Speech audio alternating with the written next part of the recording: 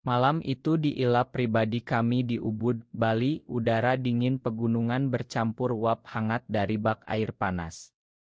Aku duduk di pinggir sambil memegang gelas bir dingin, mencoba mengabaikan detak jantungku yang tak karuan.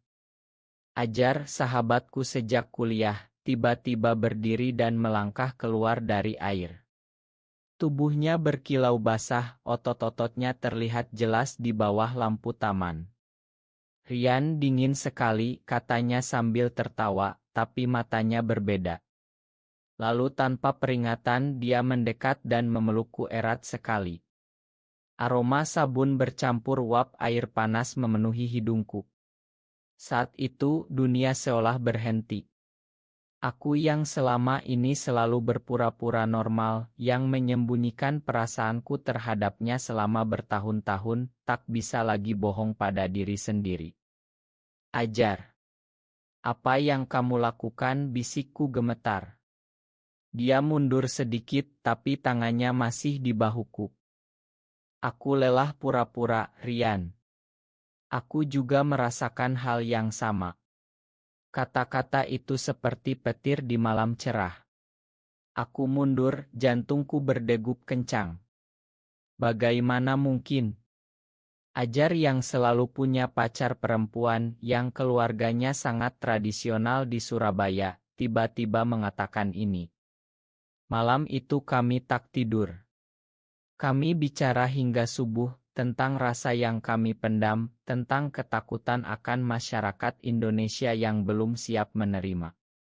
Aku menceritakan bagaimana sejak semester 3 di Universitas Indonesia, aku sudah jatuh hati padanya tapi selalu menyembunyikannya di balik tawa dan dukungan sebagai sahabat terbaik. Ajar mengaku bahwa setiap kali dia pacaran dengan cewek, dia sebenarnya berusaha melupakan perasaannya terhadapku. Aku takut, Rian. Keluargaku, teman-teman, pekerjaan di perusahaan konstruksi. Semuanya mengharapkan aku jadi pria normal, katanya dengan suara bergetar. Kami duduk di teras ila, angin malam meniup daun-daun pisang di sekitar. Aku merasa campur aduk antara bahagia dan takut. Bahagia karena akhirnya ada yang mengerti, takut karena ini berarti segalanya akan berubah. Keesokan harinya, teman-teman kami yang lain sudah pulang lebih dulu ke Jakarta karena urusan kerja. Kami berdua saja di ila itu, tapi suasana jadi canggung. Ajar mencoba bercanda seperti biasa, tapi setiap tatapan kami bertemu, ada sesuatu yang baru. Di perjalanan pulang dengan mobil sewaan melewati jalan berkelok di pegunungan Bali, aku diam saja sambil memandang sawah hijau. Kita harus bicara lagi nanti di Jakarta, katanya pelan. Aku mengangguk, tapi dalam hati aku tahu aku tak bisa berpura-pura lagi. Sepulangnya ke apartemen kecilku di Kemang, Jakarta, malam pertama terasa panjang. Aku berbaring di kasur, memutar ulang momen pelukan itu berkali-kali. Telepon dari ibuku di Surabaya masuk, dia bertanya kapan aku pulang kampung untuk bertemu calon istri yang sudah diatur keluarga. Kamu sudah 28 tahun, Rian. Jangan buat orang tua khawatir, katanya. Aku hanya bisa jawab iya, Bud, sambil menahan air mata. Bagaimana aku bisa menikah dengan perempuan sementara hatiku sudah milik Ajar? Pagi harinya di kantor marketing tempatku bekerja, aku tak bisa konsentrasi. Bos memuji presentasiku tapi aku hanya tersenyum kaku. Ajar menelepon siang itu, suaranya tenang tapi ada nada gugup. Makan siang bareng, tanyanya. Kami bertemu di warung sate di dekat kantornya di Sudirman. Di meja sudut yang sepi, Ajar mengulang lagi, aku serius, Rian. Aku tak mau kehilangan kamu. Aku menatap matanya lama, lalu mengangguk pelan. Itulah awal dari segalanya yang tak bisa lagi kuhentikan. Kembali ke rutinitas Jakarta yang padat, segalanya terasa berbeda. Setiap pagi aku bangun dengan pikiran tentang Ajar, dan setiap malam aku bertanya-tanya apakah ini keputusan yang benar. Kami mulai bertemu diam-diam, bukan sebagai pasangan tapi sebagai sahabat yang sekarang saling tahu rahasia terdalam. Suatu sore di Taman Suropati, kami duduk di bangku kayu sambil minum kopi tubruk. Ajar menceritakan masa kecilnya di Surabaya, bagaimana ayahnya selalu menekankan pria harus kuat, harus punya istri dan anak. Aku mendengarkan sambil memegang tangannya di bawah meja, takut ada yang melihat. Kamu tahu, Rian, aku pernah mencoba berubah. Aku pacaran dengan 5 cewek berbeda, tapi setiap kali aku memikirkan kamu, semuanya terasa salah, katanya. Aku tersenyum pahit, mengingat tahun-tahun di mana aku melihatnya bahagia dengan pacar-pacarnya dan aku hanya bisa diam sambil menahan sakit hati. Tekanan dari keluarga semakin berat. Ibu menelepon hampir setiap minggu, mengirim oto-oto gadis tetangga yang pintar dan cantik. Kamu harus pulang bulan depan, ada acara keluarga besar, katanya tegas. Aku berbohong bilang sibuk proyek besar di kantor. Di dalam hati aku merasa bersalah karena menyembunyikan siapa aku sebenarnya. Ajar juga punya masalah sendiri. Di perusahaan konstruksi, rekan kerjanya sering bercanda tentang cari istri yang baik dan dia harus ikut tertawa pura-pura. Suatu malam kami bertemu di apartemenku. Hujan deras di luar jendela, kami duduk di lantai dengan pias sisa. Bagaimana kalau suatu hari kita tak bisa lagi sembunyi, tanyaku. Ajar memelukku dari samping, bukan dengan nasu tapi dengan kehangatan yang membuat aku merasa aman. Kita hadapi bersama, jawabnya. Tapi kata-kata itu terasa rapuh. Di kantor, aku mulai menghindari obrolan tentang pernikahan dengan rekan kerja. Mereka bertanya kenapa aku masih single, aku hanya bilangnya belum ketemu yang cocok. Malam itu, setelah Ajar pulang, aku menangis sendirian. Aku merasa seperti hidup dua kehidupan, satu yang dilihat dunia sebagai pria biasa, satu lagi yang penuh rasa takut dan harapan. Persahabatan kami dulu yang sederhana kini berubah menjadi sesuatu yang lebih dalam, tapi juga lebih berbahaya. Aku mulai membaca artikel-artikel online tentang komunitas gay di Indonesia, tentang bagaimana banyak yang terpaksa menikah untuk menutupi. Itu membuatku semakin cemas. Ajar mengirim pesan pagi harinya, jangan mikir terlalu jauh. Kita langkah kecil dulu. Tapi langkah kecil itu terasa seperti berjalan di atas tali yang semakin tipis. Di akhir pekan, kami pergi ke pantai Ancol berdua, berpura-pura hanya sahabat biasa.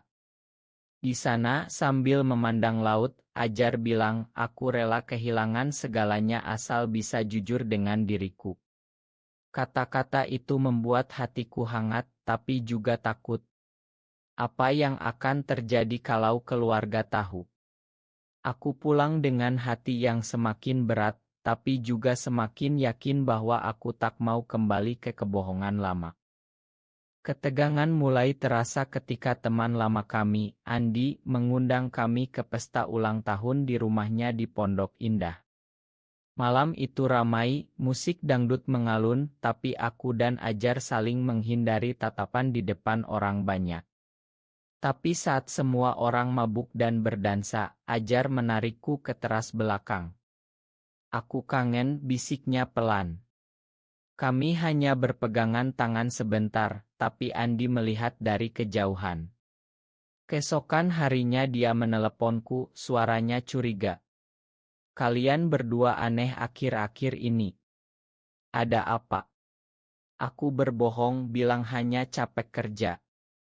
Tapi benih keraguan sudah tertanam. Di kantor, proyek besar datang, aku harus lembur sampai larut. Ajar datang menjemput dengan motor, kami makan malam di pinggir jalan dekat Monas. Di sana dia cerita tentang ayahnya yang sakit dan meminta dia segera menikah. Aku tak tahu harus bilang apa lagi, katanya dengan mata sedih. Aku merasa bersalah, seolah aku yang menghancurkan masa depannya.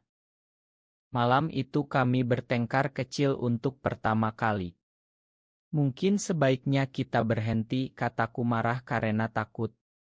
Ajar diam lama, lalu bilang, kamu tak bisa mundur sekarang, Rian. Kita sudah terlalu jauh.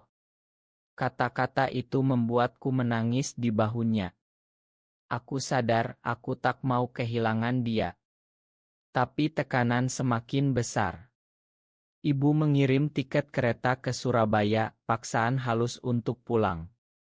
Aku tolak dengan alasan kerja, tapi hati kecilku hancur. Ajar punya krisis sendiri, bosnya menawari promosi tapi syaratnya harus menstabilkan hidup dengan menikah. Kami mulai merasa dunia di sekitar kami semakin sempit.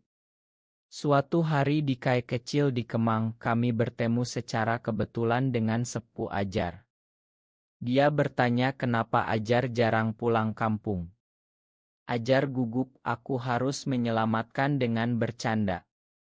Setelah itu, kami pulang diam-diam di apartemen. Ajar memelukku lama.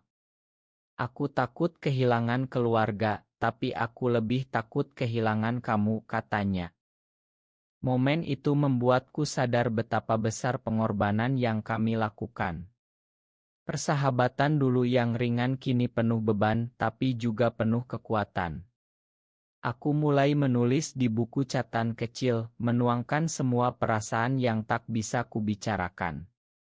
Itu membantu sedikit, tapi tak menghilangkan rasa cemas yang terus tumbuh.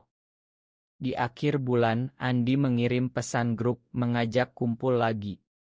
Aku dan Ajar tahu kami harus lebih hati-hati. Tapi semakin kami sembunyi, semakin sulit bernapas. Konfrontasi besar datang saat libur Lebaran. Ajar terpaksa pulang ke Surabaya, aku ikut karena ibuku memaksa. Di rumah besar keluarga Ajar, suasana ramai dengan saudara. Tapi di malam kedua, sepupu Ajar melihat kami berbicara terlalu dekat di teras. Gosip mulai beredar pelan. Ayah Ajar memanggil kami berdua ke ruang tamu. Ada apa sebenarnya antara kalian, tanyanya dengan suara dingin. Ajar diam, aku gemetar. Kami tak berani mengaku, tapi ayah Ajar sudah curiga dari cerita Andi yang bocor. Malam itu Ajar bertengkar hebat dengan ayahnya. Aku mendengar dari kamar tamu, suara marah dan tangis ibunya. Pagi harinya, Ajar bilang, aku tak bisa lagi bohong, Rian. Tapi ayah bilang aku harus pilih, keluarga atau kamu. Aku merasa dunia runtuh. Kami pulang ke Jakarta dengan hati hancur. Di kereta, Ajar memegang tanganku diam-diam, aku pilih kamu, katanya pelan. Tapi aku tahu itu berarti dia kehilangan warisan keluarga dan dukungan. Di Jakarta, krisis semakin parah. Bos Ajar mendengar rumor dan memanggilnya.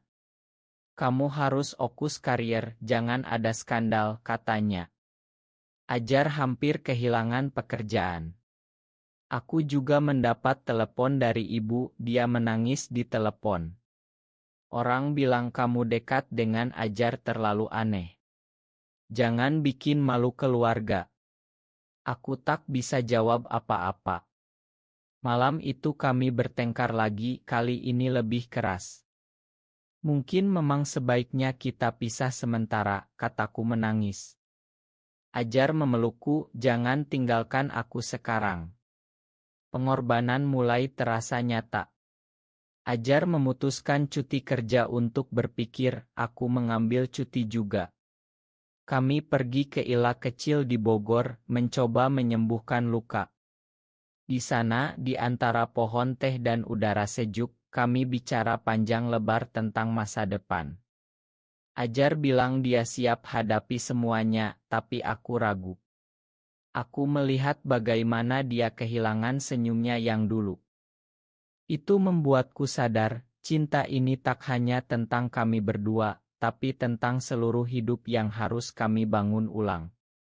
Konflik batinku semakin dalam, aku merasa seperti pengkhianat bagi keluargaku sendiri. Pisah sementara menjadi kenyataan. Ajar pindah ke apartemen baru di Jakarta Selatan, aku tetap di Kemang. Kami tak bertemu selama 2 bulan, hanya pesan singkat. Aku mencoba hidup normal, pergi ke Surabaya untuk menenangkan ibu.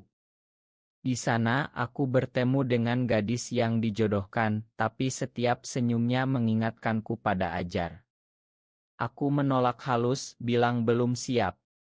Ibu kecewa, ayah diam saja. Kembali ke Jakarta, aku merasa kesepian yang tak pernah kurasakan sebelumnya. Di kantor, aku promosi tapi tak bahagia. Suatu malam, aku duduk sendirian di balkon, memandang lampu kota. Aku sadar, aku harus tumbuh. Aku mulai bergabung dengan komunitas kecil online yang mendukung di Indonesia, membaca cerita orang lain yang berjuang sama. Itu memberi kekuatan. Ajar juga berubah, dia mulai terapi konseling secara diam-diam untuk menerima dirinya. Kami akhirnya bertemu lagi di sebuah kai kecil di blok M. Aku merindukanmu, katanya langsung. Kami tak lagi sembunyi sepenuhnya, tapi masih hati-hati. Persahabatan lama kembali, tapi dengan kedewasaan baru. Aku belajar bahwa penerimaan diri tak datang dalam semalam. Aku menghadapi rekan kerja yang mulai curiga, menjawab dengan tenang tanpa mengaku. Ajar kehilangan beberapa teman lama, tapi dia bilang itu harga yang harus dibayar. Kami mulai membangun rutinitas kecil, makan malam bersama setiap Jumat, jalan pagi di taman. Keluarga Ajar mulai melunak setelah ayahnya sakit dan butuh bantuan, meski tak sepenuhnya menerima. Ibuku masih berharap, tapi aku mulai bicara pelan tentang pilihan hidupku. Perpisahan itu membuat kami lebih kuat, lebih dewasa. Aku tak lagi takut pada bayang-bayang masyarakat. Aku belajar bahwa kebahagiaan sejati datang dari keberanian menjadi diri sendiri, meski dunia tak selalu setuju. Setahun kemudian, kami berdiri bersama di Pantai Kuta, Bali, tempat semuanya dimulai.